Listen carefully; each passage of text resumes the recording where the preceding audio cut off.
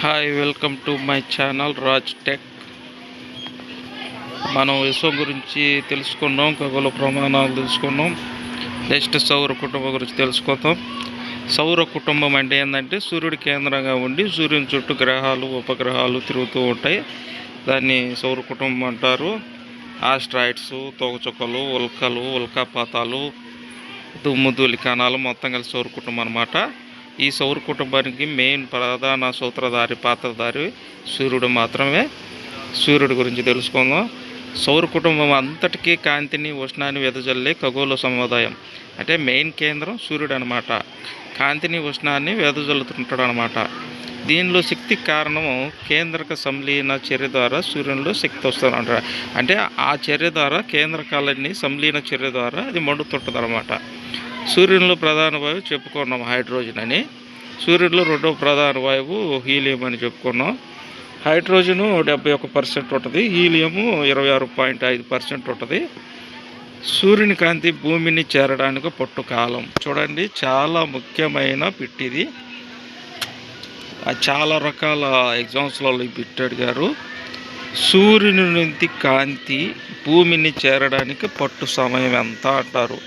8.3 నిమిషాలు లేదా 8 నిమిషాలు అని రాయాలి, గుర్తుంచుకోండి. చాలా ముఖ్యమైన క్వశ్చన్ ఇది. సూర్యుని వ్యాసం చూడండి, 13,92,000 కిలోమీటర్లు. గుర్తుపెట్టుకోండి, సూర్యుని వ్యాసం 13,92,000 కిలోమీటర్లు. సూర్యుని వయసు ఎంత? ప్రతి దానికి వయసు ఉంటుంది. సూర్యుడికి కూడా వయసు ఉంది. 5 బిలియన్ సంవత్సరాలంట. భూమి వయసు 4.5 బిలియన్ సంవత్సరాలు. అంటే భూమి సూర్యుని తర్వాత పుట్టిందనమాట. ఫస్ట్ పుట్టింది సూర్యుడు, తర్వాత పుట్టింది భూమి. గుర్తుపెట్టుకోండి. విశ్వం యొక్క వయసు 13.7 బిలియన్ సంవత్సరాలు. విశ్వానికి కూడా వయసు ఉందంట. అదేంటంటే 13.7 బిలియన్ సంవత్సరాలంట. భూమి కంటే సూర్యుడు 1.3 మిలియన్ లేదా 13 లక్షల రెట్లు పెద్దది, చాలా పెద్దది. భూమి కంటే పెద్దదంట సూర్యుడు. మనం భూమి మీద నుంచి చూసే సూర్యుడు ఏందో చిన్నగా బుట్టగా రౌండ్గా కానొస్తాడు కదా, అది కాదు. అది దూరం నుంచి చూశాక అట్ట కానొస్తుంది మనం భూమి మీద నిలబడి. కాకపోతే సూర్యుడు భూమి కంటే చాలా పెద్దోడంట.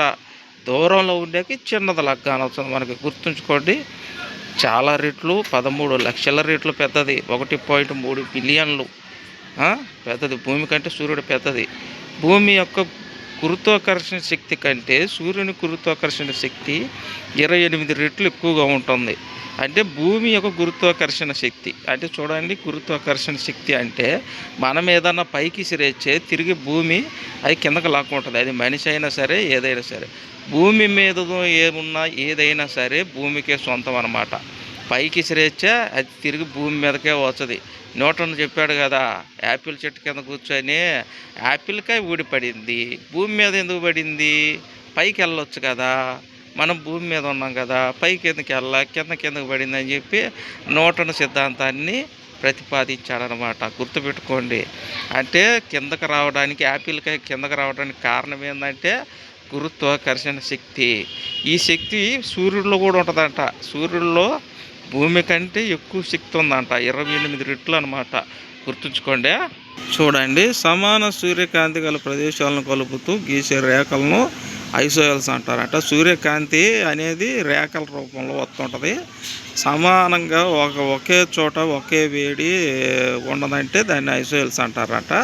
సూర్యుని ఆత్మభ్రమణ కాలం అంటే ఆత్మభ్రమణ అంటే ఏంటంటే సూర్యుడు తన చుట్టూ తాను తిరగటానికి 25 రోజులు పట్టుద్ది. మరి భూమి తన చుట్టూ తాను తిరగడానికి మనకి ఎన్ని రోజులు పట్టుద్ది? 24 గంటలు. అంటే ఒక రోజు అనమాట. భూమి తన చుట్టూ తాను తిరగడానికి 24 గంటలు మనం లెక్కెత్తే సూర్యుడు తన చుట్టూ తను తిరగడానికి 25 రోజులు పడుతుంది. దాన్ని ఆత్మభ్రమణ కాలం అంటారు అనమాట. సూర్యుని పరిభ్రమణ కాలం. పరిభ్రమణం ఏంటంటే గెలాక్సీ కేంద్రం చుట్టూ భూమి ఏ విధంగా చుట్టూ తిరుగుతుంటుందో సూర్యుడు చుట్టూ 365 రోజులు. అలాగే సూర్యుడు కూడా దాని యొక్క గెలాక్సీ కేంద్రం చుట్టూ తిరగటానికి, ఆ గెలాక్సీ కేంద్రం పాలపుంత చుట్టూ తిరగటానికి పట్టు కాలము 250 మిలియన్ సంవత్సరాలు అంట. అంటే ఒక కాస్మిక్ సంవత్సరం ఎంత అంటే 250 మిలియన్ సంవత్సరాలు అనమాట. సూర్యుని దేహంలోని ఉష్ణోగ్రతల వ్యత్యాసం ఆధారంగా దాన్ని 3 ప్రధాన భాగాలుగా విభజిస్తారు. సూర్యుడు ఉష్ణోగ్రతల ఆధారంగా దాన్ని 3 భాగాలుగా విభజించారన్నమాట. ఏదో చదువుదాం. ఇప్పుడు చూడండి, మొదటిది ప్రోటోస్పియర్ అంట, కాంతి మండలం అంటారు. ఇదేంటంటే సూర్యుని ఉపరితలంపై మనకి ఎల్లప్పుడు కనిపించే ప్రకాశవంతమైన తెల్లని భాగం. అంటే సూర్యుని ఉపరితలం నుంచి మనకు కనిపించేది ప్రకాశవంతమైన భాగము వెలుతురే అంట. సూర్యుడు అది ఎంత ఉంటుందంటే ఉష్ణోగ్రత 6000 డిగ్రీ సెంటీగ్రేడ్ అనమాట. ఈ భాగంపై గల నల్లటి మచ్చలోను సన్ స్పాట్స్ అంటారు, సూర్యాంకాలు అంటారు. అంటే సూర్యుడిని మనం చూసినప్పుడు ఆ చుట్టూ వెలుతురులాగా కనిపించేది అనమాట. దాన్ని సన్ స్పాట్స్ అంటారు, సూర్యాంకాలు అని అంటారు.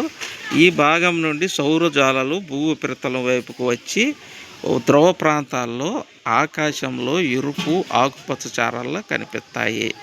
చూడండి, సౌరజాలు ఆ భాగం నుంచి వస్తాయట. భూమి ఉపరితలం వైపుకు వచ్చి ధ్రువ ప్రాంతాల్లో ఆకాశంలో ఎట్టగా అనొచ్చుది, తల పైకెత్తి చూస్తే ఎరుపు ఆకుపచ్చ చారలు కనిపిస్తాయట. వీటినే ఆరోరాలు అంటారు. ధ్రువ ప్రాంతాల్లో 6 నెలలు రాత్రి సమయంలో ఇవి వెలుతురునిస్తాయి. అంటే ధ్రువ ప్రాంతాల్లో ఎట్టుంటుందంటే 6 నెలలు పగలు, 6 నెలలు చీకటి ఉంటుందంట. ఇంకా 6 నెలల దాకా సూర్యుడు రాడు, 6 నెలలకు ఒకసారి వస్తారనమాట. అరోరాలు అంటారంట.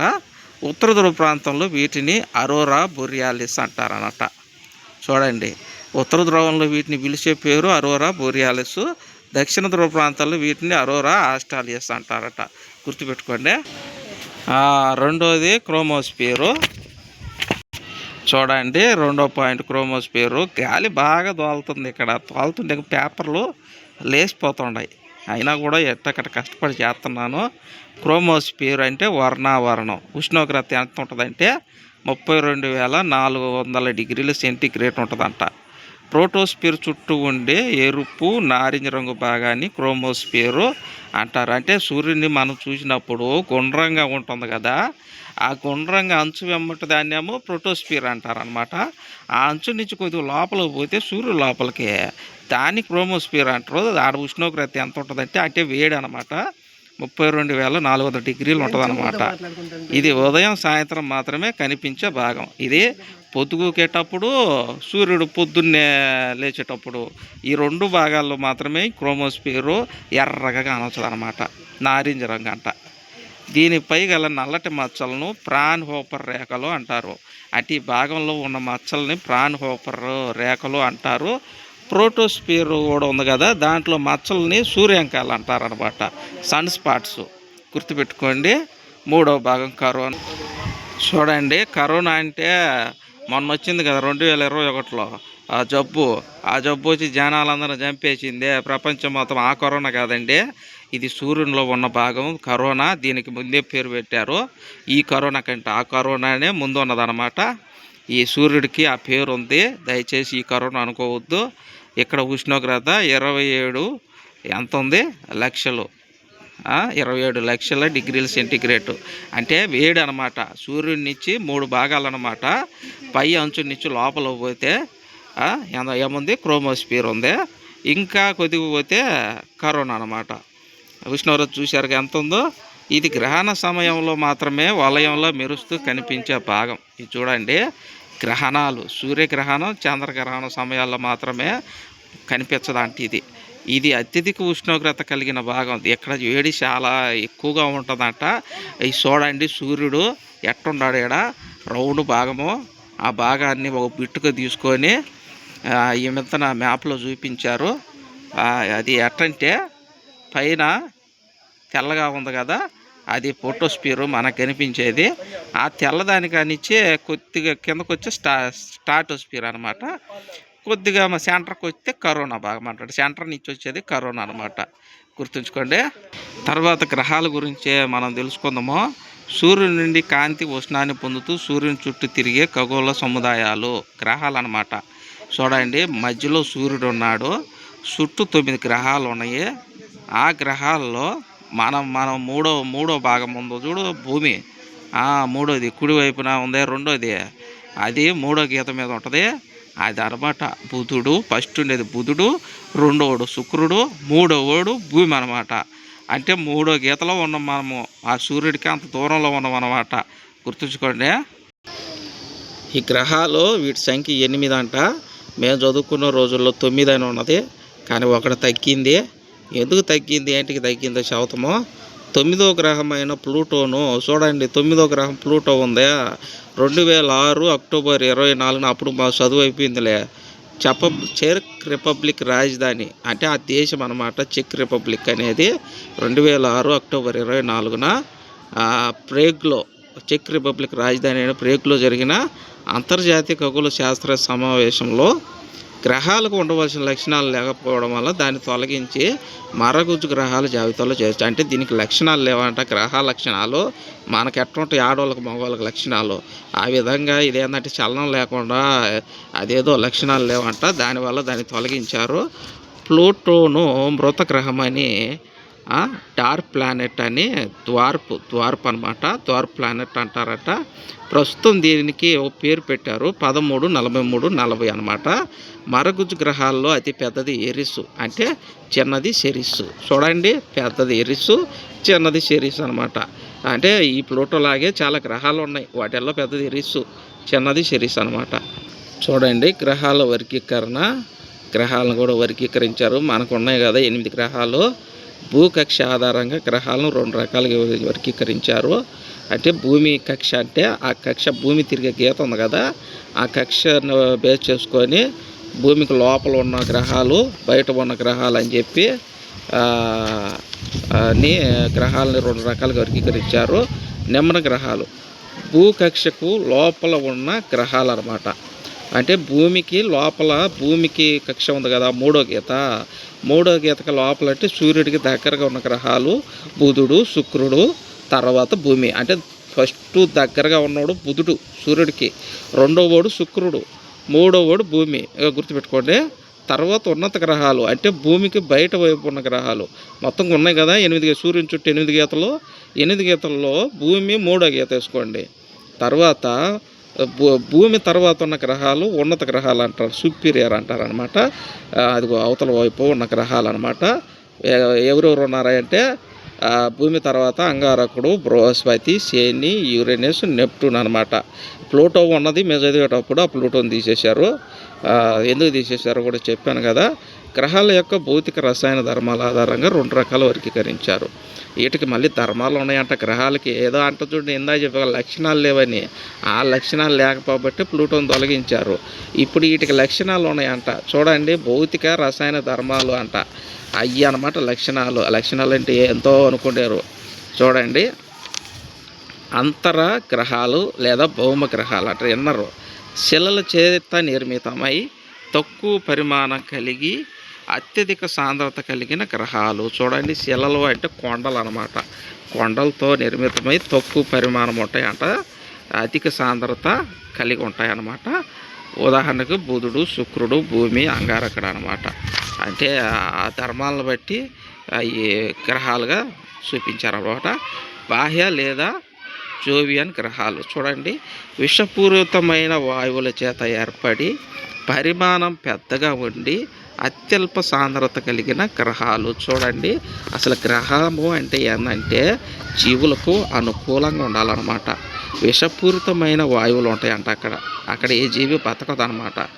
విషపూరితమైన వాయువుల చేత ఏర్పడి పరిమాణం పెద్దగా ఉండి అత్యల్ప సాంద్రత కలిగి ఉంటాయన్నమాట. చూడండి, దాన్ని బాహ్య గ్రహాలు అంటారు. బృహస్పతి, శని, యురేనస్, నెప్టూన్. గ్రహాలకు కొన్ని పేర్లు పెట్టారనమాట. రోమన్ దేవతలు పేర్లు, రోమాలో దేవతలు ఉన్నారు, ఆ దేవతల పేర్లు గ్రహాలకు పెట్టారు. బుధుడిని అంటే గాడ్ ఆఫ్ ద కామర్స్ అంటారట. శుక్రుడిని god of the beauty and love అంటారట. అంటే బాగా అందమైన గ్రహం అంటే శుక్రుడు అనమాట. అంగారకుడు గాడ్ ఆఫ్ యువర్ వార్ అంటే యుద్ధ దేవత. గురుడికి గాడ్ ఆఫ్ గాడ్స్ అండ్ ఆల్బెట్స్. గురుడిని ఏమంటారంటే గాడ్ ఆఫ్ గాడ్స్ అంటే రాజులకు రాజు అనమాట. శని గాడ్ ఆఫ్ ద అగ్రికల్చర్. చూడండి, వ్యవసాయ రాజు అనమాట శని. వరుణుడు గాడ్ ఆఫ్ ద హెవెన్. చూడండి, వరుణుని గాడ్ ఆఫ్ ద ఇవిన్ అంటే పూతల దేవుడు అనమాట. ఇంద్రుడు గాడ్ ఆఫ్ ద సీ. ఇంద్రుడిని ఏమంటారంటే సముద్ర ఆకాశ ఆకాశ ఏమంటారు సీ సముద్రం కదా, సముద్ర దేవుడు అంటారంట. యముడు గాడ్ ఆఫ్ అండర్ వరల్డ్ అంటే ఎత్తు. యముడిని ఏమని పిలుస్తారు? గాడ్ ఆఫ్ అండర్ వరల్డ్ అంటే చూడండి డెత్ అంటే సావులు నిర్ణయించేవాడు అనమాట. అంటే మన జీవనాన్ని చూడండి యముడు. ఏదంటే ఏదన్నా తప్పు చేస్తే అప్పట్లో వరే నిన్ను యముడు తీసుకుపోతారు నిన్ను అంటారు కదా, యముడే అనమాట. ఆ స్వర్గానికి తీసుకుపోవాలన్నా నరకానికి తీసుకుపోవాలన్నా ముందు యముడు వచ్చేదే పానం తీసుకొని పోతాడు. పానం తీసుకొని పోయిన తర్వాత మనం చేసినటువంటి మంచి పనులు బట్టి స్వర్గానికి పోతాము, చెడ్డ పనులు బట్టి నరకానికి పోతాము. ఆ సినిమాలో చూస్తుంటాం కదా, అందుకే యముడు అంటారంట. యముడు గ్రహాన్ని గాడ్ ఆఫ్ అండర్ వరల్డ్ అంటే ప్రపంచ దేవుడు అనమాట. డెత్ అంటే సావులకు సంబంధించి దేవుడు అనమాట. తర్వాత గ్రహాల లక్షణాలు తెలుసుకుందాము. గ్రహాలు రకాలు తెలుసుకున్నాము, తర్వాత లక్షణాలు తెలుసుకుందాం. ఇందాక చెప్పే లక్షణాలు, ఆ లక్షణాలు ఏమేమో చూద్దాము. తర్వాత చాప్టరు 16 నిమిషాలు అయింది, తర్వాత చెప్తాను. చూస్తుండండి. అలాగే నా ఛానల్ లైక్ చేయండి, సబ్స్క్రైబ్ చేయండి, సపోర్ట్ చేయండి ఫ్రెండ్స్. చాలా విషయాలు చెప్తాను మీకు. నా యొక్క వీడియో మళ్ళీ రావాలంటే మాత్రం సబ్స్క్రైబ్ చేయండి. Okay friends, bye.